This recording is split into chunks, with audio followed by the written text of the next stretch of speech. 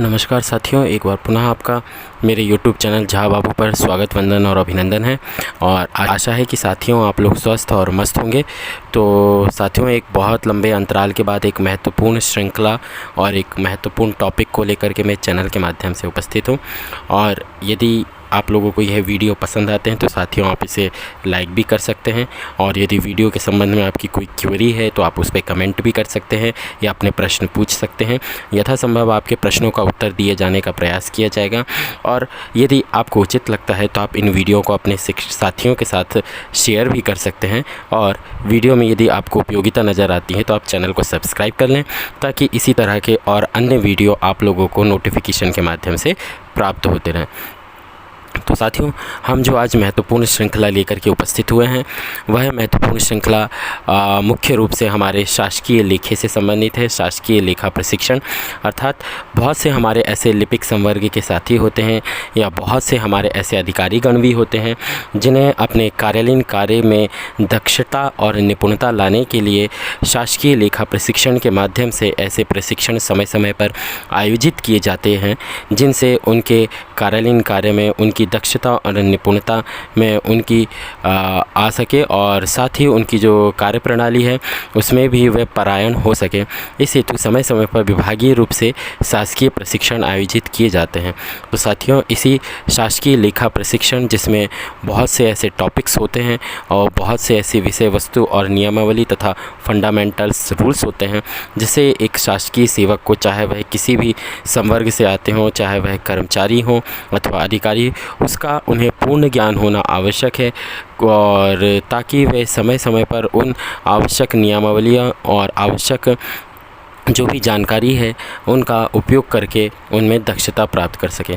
साथियों, कई बार ऐसा होता है कि हमें इन नियमावलियों और जानकारियों का ज्ञान नहीं होने से या शासन द्वारा जो समय समय पर आदेश या निर्देश जारी किए जाते हैं, तो इस कारण हम कभी कभी कर्तव्यों के निर्वहन में जो है वह निष्ठा नहीं रख पाते हैं या कर्तव्य निर्वहन में हमसे उदासीनता अथवा लापरवाहियाँ भी हो जाती हैं। तो उसी के हेतु साथियों, यह एक सत्र में और एक वीडियो आप लोगों के लिए बनाने का प्रयास कर रहा हूं, जिसमें आप लोगों को बहुत सी ऐसी महत्वपूर्ण जानकारियां और बहुत से ऐसे महत्वपूर्ण टॉपिक्स पर चर्चा की जाएगी।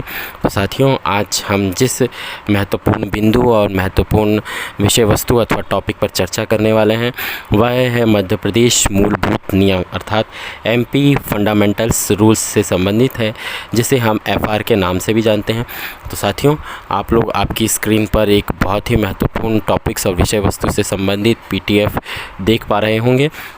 तो साथियों, कई बार हम कुछ ऐसे शब्दों या शासकीय शब्दावली से जुड़े हुए प्रयोग करते हैं जिनका वास्तव रूप से उस स्थान पर या उस चर्चा के दौरान उनका प्रयोग किया जाना उचित है अथवा उचित नहीं है, किंतु उसके उपरांत भी हम उन शब्दों का प्रयोग करते हैं जो यथोचित नहीं होता है। तो इस कारण हमसे कभी कभी बहुत बड़ी मिस्टेक्स भी हो जाती है। तो साथियों, इसको ध्यान में रखते हुए आज हम सबसे पहले जो अपना टॉपिक्स स्टार्ट कर रहे हैं वह मध्य प्रदेश मूलभूत नियम से संबंधित है। और इसमें जब हम साथियों सबसे पहला जो टॉपिक उठा रहे हैं वह आता है संवर्ग। कई बार साथियों आप लोगों ने देखा होगा कि शासन और विभाग की तरफ से कुछ ऐसे पत्र या आदेश निर्देश जारी किए जाते हैं जिनमें कुछ महत्वपूर्ण शब्दावलियाँ होती है या कुछ महत्वपूर्ण ऐसे वाक्यांश होते हैं जिनसे संबंधित एक सर्वसाधारण व्यक्ति को उसका ज्ञान ना होने से वह उसका अर्थ ना निकाल करके उसका अर्थ का अनर्थ कर देते हैं, जिससे उस संपूर्ण आदेश निर्देश के संबंध में जो वास्तविक ज्ञान विभाग अथवा शासन द्वारा जो जनहित में जारी किया जाता है वह उसे समझ नहीं पाते हैं। तो साथियों, जो इसमें सबसे पहला शब्द है वह है संवर्ग। साथियों, इस संवर्ग शब्द का जो प्रयोग है वह मूलभूत नियम 9(4) के अंतर्गत किया गया है। और संवर्ग से तात्पर्य सेवा की उस संज्ञा या भाग से है जो पृथक इकाई के रूप में स्वीकृत है। तो साथियों, जैसा कि आप लोगों को स्पष्ट है कि सेवा की उस संज्ञा अर्थात हम जब छोटे थे और हमने जब पढ़ा है कि हम हिंदी व्याकरण के अंतर्गत कि इसमें हमने संज्ञा अथवा सर्वनाम क्या होता है, तो बहुत बार हमने यह टॉपिक्स भी देखे हैं कि संज्ञा के स्थान पर प्रयुक्त होने वाले शब्दों को सर्वनाम भी कहा जाता है और संज्ञा किसे कहा जाता है, तो इसके संबंध में भी हमने हिंदी व्याकरण में और अन्य व्याकरणों में पढ़ा भी है और जिसमें बहुत सी प्रकार की संज्ञाएं होती हैं। तो साथियों, यहाँ पर इसी बात का उदाहरण दिया गया है कि संज्ञा संवर्ग से तात्पर्य सेवा की उस संज्ञा या भाग से है जो पृथक इकाई अर्थात एक इंडिविजुअल यूनिट के रूप में स्वीकृत है। अर्थात जैसे कोई पद स्वीकृत किया जाता है तो यहाँ पर उससे अभिप्राय है। साथियों, एक दूसरा शब्द जो मध्य प्रदेश मूलभूत नियम के अंतर्गत आता है, जो आपकी स्क्रीन पर प्रदर्शित हो रहा है, वह है क्षतिपूरक भत्ता। अब आप लोगों के मन में यह प्रश्न उद्धृत हो रहा होगा कि यह क्षतिपूरक भत्ता क्या होता है। तो साथियों, इसका जो उल्लेख है वह मध्य प्रदेश मूलभूत नियम 9(5) के अंतर्गत इसका उल्लेख किया गया है। क्षतिपूरक भत्ता से तात्पर्य उस भत्ते से है जो उस व्यक्तिगत खर्च को पूरा करने के लिए स्वीकृत किया जाता है जिसे विशेष परिस्थितियों में कर्तव्य निष्पादन के लिए करना पड़ता है। अर्थात साथियों, कभी कभी किसी शासकीय सेवक अर्थात शासकीय कर्मचारी अथवा अधिकारी को कुछ ऐसे कर्तव्यों और दायित्वों का निर्वहन करना पड़ता है जो विशेष परिस्थितियों के अंतर्गत आते हैं और जो विशेष प्रकार के कर्तव्य होते हैं जिनमें जोखिम ज़्यादा होता है। तो साथियों, इसके लिए जो विभाग अथवा शासन की तरफ से ऐसे शासकीय सेवकों को अपनी ओर से व्यक्तिगत खर्च करना पड़ता है, तो उन व्यक्तिगत खर्च की पूर्ति हेतु शासन अथवा विभाग की तरफ से उन्हें एक विशेष प्रकार का अलाउंस या भत्ता प्रदान किया जाता है जिसे क्षतिपूरक भत्ता कहा जाता है। साथियों, अगला जो इसमें पद या शब्द है वह है कर्तव्य। कई बार साथियों हम कर्तव्य या अधिकारों का इस शब्दावली का प्रयोग करते हैं, तो यहाँ पर जो कर्तव्य है वास्तव में उसकी क्या परिभाषा होनी चाहिए और उससे क्या अभिप्राय है उसका उल्लेख किया गया है। जैसा कि आप देख पा रहे हैं कि इसका उल्लेख मूलभूत नियम 9(6) के अंतर्गत किया गया है। कर्तव्य में सम्मिलित हैं परिवीक्षाधीन या प्रशिक्षु के रूप में भारत में की गई सेवा जो आगे चलकर स्थायी की गई हो या पद ग्रहण काल। साथियों, सबसे पहला जो बिंदु है उसमें जो बताया गया है परिवीक्षाधीन, तो आप लोगों को परिवीक्षाधीन इसके संबंध में भी मैं आगे चल कर के स्पष्टीकरण दूंगा और जो प्रशिक्षु शब्द है उसके संबंध में भी आपको स्पष्टीकरण प्रस्तुत किया जाएगा कि परिवीक्षाधीन और प्रशिक्षु से क्या अभिप्राय है। और इसी प्रकार साथियों, पद ग्रहण काल इसके संबंध में भी हम आगे चल कर के एक संपूर्ण टॉपिक जो है, जो एक महत्वपूर्ण टॉपिक है, उस पर भी हम चर्चा करेंगे। यहाँ पर हम संक्षेप में आपको यह जानकारी बता रहे हैं कि एक शासकीय सेवक की कर्तव्य अवधि या कर्तव्य पालन से क्या अभिप्राय होता है। तो इसका यहाँ पर स्पष्ट उल्लेख किया गया है कि परिवीक्षा अधीन अर्थात परिवीक्षा काल में की गई सेवाएं अथवा प्रशिक्षु के रूप में की गई सेवाएं जो भारत में की गई हो और जिसे आगे चल कर के शासन या विभाग की तरफ से स्थायी कर दिया जाता है, उसे कर्तव्य माना जाता है। और इसी प्रकार साथियों, पद ग्रहण काल जिसके संबंध में हम आगे विशेष चर्चा करेंगे, उस अवधि में की गई सेवाएं भी कर्तव्य काल के पद ग्रहण काल के अनुसार कर्तव्य अवधि में संगणित की जाती है। राज्य शासन निम्न प्रकार की सामान्य परिस्थितियों में शासकीय कर्मचारी द्वारा किए गए कार्य को कर्तव्य अवधि मानने के निर्देश दे सकता है। अर्थात साथियों, कुछ ऐसी परिस्थितियां भी होती हैं जिनको राज्य शासन अपनी ओर से कर्तव्य अवधि मानने के लिए स्पष्ट रूप से या पृथक से निर्देश भी दे सकता है।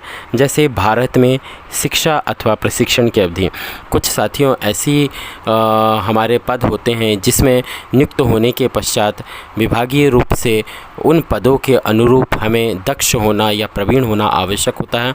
अर्थात उसमें हमारी जो कुशलता है वह और अधिक सामर्थ्यवान बन सके, इस उद्देश्य से उन पदों के अनुरूप हमें कुछ विशेष प्रकार के तकनीकी या व्यावसायिक पाठ्यक्रम का अध्ययन करना पड़ता है या शिक्षा प्राप्त करनी होती है, या कुछ ऐसे विशेष प्रशिक्षण होते हैं जिन्हें प्राप्त किया जाना आवश्यक होता है, तो उनको भी कर्तव्य अवधि में सम्मिलित या संगणित किया जाता है। जिस प्रकार से साथियों अभी मैं आप लोगों को शासकीय लेखा प्रशिक्षण बता रहा था, यह शासकीय लेखा प्रशिक्षण भी वित्त विभाग की तरफ से या आयुक्त कोष लेखा की तरफ से एक आयोजित किया जाता है, जिसमें मुख्य रूप से लिपिक संवर्ग के कर्मचारियों को प्रशिक्षित किया जाता है ताकि वह अपने कार्यालयीन कार्य में दक्ष हो सकें।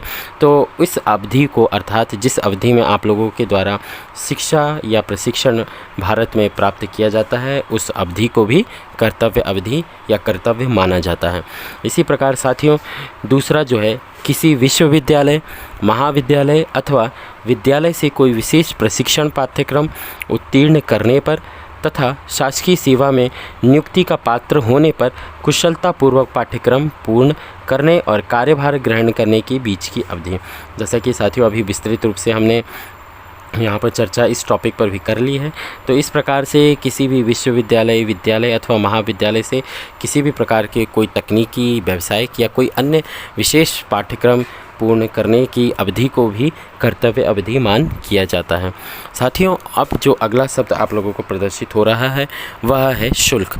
साथियों, बहुत बार हम इस शब्द का प्रयोग करते हैं, परंतु यह हमें ज्ञान नहीं होता है कि वास्तविक रूप से शुल्क शब्द का क्या प्रयोग है और किस स्थान पर इसका अनुप्रयोग हमें करना चाहिए।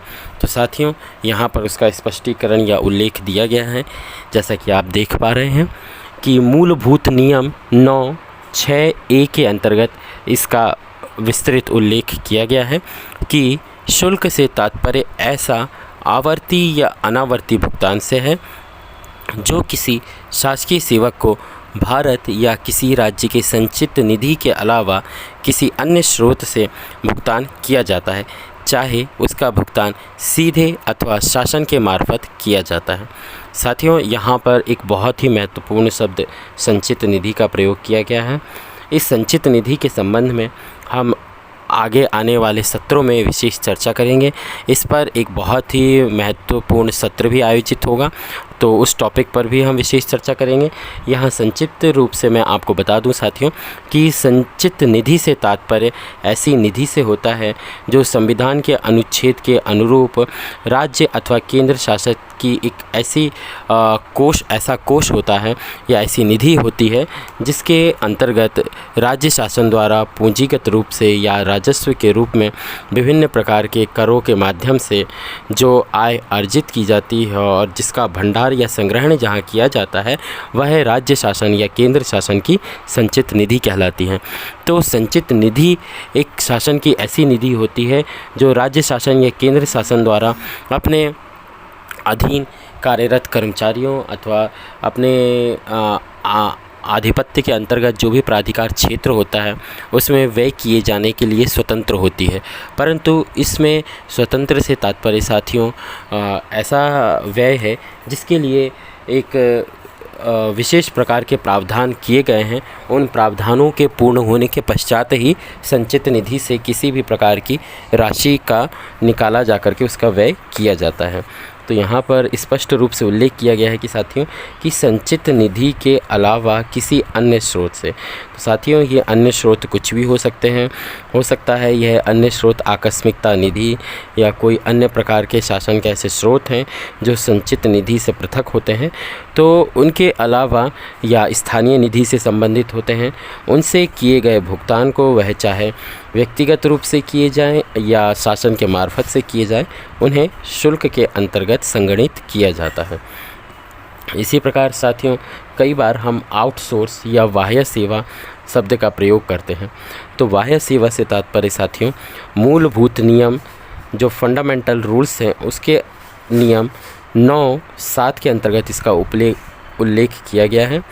बाह्य सेवा से तात्पर्य उस सेवा से है जिसमें शासकीय सेवक शासन की स्वीकृति से अपना मूल वेतन परिषद के राज्य सचिव के राजस्व से भिन्न अथवा प्रांतीय या रेलवे निधि के अतिरिक्त अन्य किसी स्रोत से अथवा कंपनी जो रेलवे चला रही है के अतिरिक्त अन्य स्रोत से प्राप्त करता है। साथियों इसी प्रकार हमारे बहुत से साथियों ने कई बार बोलचाल के दौरान मानदेय शब्द का प्रयोग या कई बार हमने अपने विभिन्न पत्रों में मानदेय शब्द का प्रयोग देखा है, परंतु वास्तविक रूप से मानदेय का अर्थ क्या होता है इसका उल्लेख यहाँ पर दिया गया है। मानदेय शब्द का जो व्याख्या है साथियों वह मध्य प्रदेश मूलभूत नियम 9 के अंतर्गत इसका उल्लेख किया गया है। मानदेय से तात्पर्य ऐसे आवर्ती या अनावर्ती भुगतान से है जो एक शासकीय सेवक को भारत की अथवा किसी अन्य राज्य सरकार की संचित निधि से पारिश्रमिक के रूप में आकस्मिक अथवा विशेष कार्य के लिए भुगतान किया जाता है। तो साथियों, इसके पूर्व अभी हमने देखा था कि जो शुल्क होता है वह राज्य या केंद्र शासन की संचित निधि से भुगतान नहीं किया जाता है, और इसी के विपरीत जो मानदेय होता है साथियों, वह इस प्रकार का आवर्ती या अनावर्ती व्यय होता है जो राज्य शासन की संचित निधि से भुगतान किया जाता है। तो शुल्क और मानदेय में साथियों क्या अंतर है, यह आप लोगों को स्पष्ट हो गया होगा। अब साथियों, जो आपकी स्क्रीन पर अगला PDF प्रदर्शित हो रहा है उसमें पदग्रहण काल एक बहुत ही महत्वपूर्ण विषय टॉपिक है साथियों, जिसका उल्लेख मूलभूत नियम 9-10 के अंतर्गत किया गया है। साथियों, इसमें कुछ ऐसी शब्दावलियाँ या कुछ ऐसे टॉपिक्स हैं जिनका हम विशेष रूप से पृथक टॉपिक या विषय वस्तु के रूप में आगे चल कर के सत्र आयोजित करेंगे, किंतु उनका यहाँ पे संक्षिप्त परिचय दिया जा रहा है ताकि आप लोगों को जब इसके संबंध में महत्वपूर्ण या विशेष सत्र आयोजित किया जाएगा तो इन शब्दावलियों के संबंध में आप लोगों को स्पष्टीकरण या ज्ञान पूर्व से होना आवश्यक है। तो साथियों, जो अगला शब्द है वह है पदग्रहण काल, जिसका उल्लेख मूलभूत नियम 9-10 के अंतर्गत किया गया है। पदग्रहण काल से तात्पर्य उस काल से है जो एक शासकीय सेवक को नए पद पर उपस्थित होने या जिस पर उसकी पदस्थापना की गई है की यात्रा करने में लगने वाले समय से है। इसी प्रकार साथियों, अवकाश वेतन इसका उल्लेख मध्य प्रदेश मूलभूत नियम 9-12 के अंतर्गत किया गया है। अवकाश वेतन से तात्पर्य उस मासिक राशि से है जो शासन द्वारा अवकाश पर रहे शासकीय सेवक को दी जाती है। कभी कभी साथियों, जब हम कुछ विशेष परिस्थितियाँ या कुछ विशेष कार्य होते हैं जिनके लिए हम शासन द्वारा समय पर शासकीय सेवकों को उपलब्ध करा जा रहे अवकाश में से हम जब अवकाश प्राप्त करते हैं तो उस अवकाश अवधि में जो हमें हमारे कार्यालय प्रमुख या विभाग प्रमुख या सक्षम अधिकारी द्वारा अवकाश स्वीकृत किया जाता है, तो अवकाश स्वीकृत अवधि में जो हमें वेतन या मानदेय प्रदाय किया जाता है वह अवकाश वेतन कहलाता है। धारणा अधिकार साथियों, यह जो अगला शब्द है यह भी बहुत महत्वपूर्ण है और इसके संबंध में भी बहुत बार शासकीय लेखा प्रशिक्षण की जो परीक्षाएं या एग्ज़ाम्स आयोजित किए जाते हैं उनमें इससे संबंधित टीका टिप्पणी किए जाने हेतु जो प्रश्न है वह पूछे जाते हैं। और धारणा अधिकार इसका उल्लेख साथियों मध्य प्रदेश मूलभूत नियम 9-13 के अंतर्गत किया गया है। धारणा अधिकार से तात्पर्य शासकीय सेवक के उस अधिकार से है जो वह तत्काल या अनुपस्थिति की अवधि की समाप्ति के बाद उस स्थायी पद जिसमें पदावधि पद भी सम्मिलित है पर मौलिक रूप से नियुक्ति होने के कारण प्राप्त करता है। साथियों, अगला शब्द है स्थानीय निधि, जिसका उल्लेख मूलभूत नियम 9-14 के अंतर्गत किया गया है। स्थानीय निधि से तात्पर्य उन निधियों से है जिनके राजस्व का प्रशासन स्थानीय संस्थाओं या शासन के नियंत्रणाधीन बनाए गए नियम या विधियों के अधीन किया जाता है। ये संस्थाएं अपना बजट स्वयं तैयार करती हैं। कर्मचारियों की नियुक्ति व पदों की स्वीकृति तथा कर्मचारियों के लिए पेंशन आदि नियम भी ये संस्थाएं अपने लिए स्वयं तैयार करती हैं। तो साथियों, यहाँ पर स्थानीय निधि का जैसा कि स्पष्ट उल्लेख किया गया है और यहाँ पर यदि हम उदाहरण के रूप में देखें कि वे कौन सी ऐसी संस्थाएं होती हैं जिनके अंतर्गत स्थानीय निधि का सृजन या स्थानीय निधि इन संस्थाओं द्वारा अपनी स्वयं के रूप में जो है वह अर्जित की जाती है या तैयार की जाती है। तो साथियों, जैसे हम लोगों ने कई बार सुना होगा कि हम किस नगरीय निकाय के अंतर्गत आते हैं, यथा जैसे हम इसका उल्लेख करना चाहें तो नगर पंचायत, नगरीय निकाय के अंतर्गत नगर परिषद एवं नगर पालिका तथा नगर निगम आदि ऐसी स्थानीय संस्थाएं होती हैं। इसके अतिरिक्त कुछ ऐसी ऑटोनॉमस बॉडियां होती हैं जिसमें कई महाविद्यालय, विश्वविद्यालय या विद्यालय भी आते हैं। कुछ अनुदान प्राप्त संस्थाएं भी होती हैं जिनकी स्वयं की स्थानीय निधि होती है। इसके अलावा कुछ ऐसे निगम या बोर्ड या मंडल कार्यालय होते हैं या विभाग होते हैं जो स्वयं के स्थानीय निधि या स्वयं के द्वारा बजट तैयार करके उसमें आय व्यय के माध्यम से अपने यहाँ जो स्थानीय निधि होती है उसका सृजन करते हैं और उसका निर्धारण भी वे स्वयं ही करते हैं। साथियों, सामान्य रूप से जो अगला शब्द है वह है बहुत ही महत्वपूर्ण है, वह है माह अर्थात मंथ।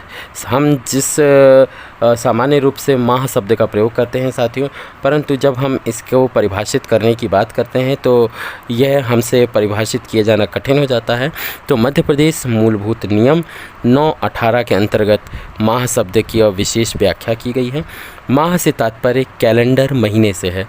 महीनों और दिनों में व्यक्त की गई समय अवधि की गणना पहले पूर्णमाह दिनों की संख्या को ध्यान दिए बिना गिना जाना चाहिए तथा उसके बाद शेष बचे दिनों की गणना की जाना चाहिए। इसी प्रकार साथियों, स्थानापन्न मूलभूत नियम 9/19 के अंतर्गत इसका उल्लेख किया गया है।